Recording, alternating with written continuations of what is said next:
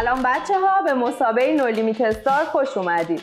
ما تو این برنامه برای بچه های دهه 90 یه تورنمنت بزرگ استعدادیابی برگزار کردیم که توش بخش های مختلف مثل خوانندگی، استندآپ کمدی، چالش ها و مسابقه های جذاب داریم. تو شروع مسابقه شرکت کننده ها به 3 گروه 6 نفره و 3 گروه 8 نفره تقسیم میشن که یکی از این گروه ها هم به صورت دوئل انجام میشه.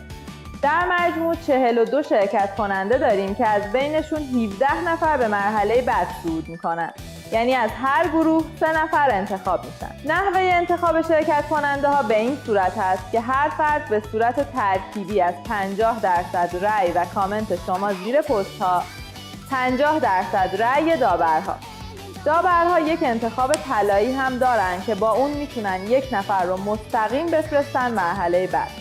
پس در نهایت 18 نفر وارد مرحله نیمه نهایی میشن. در مرحله نیمه نهایی ما 3 گروه 6 نفره داریم.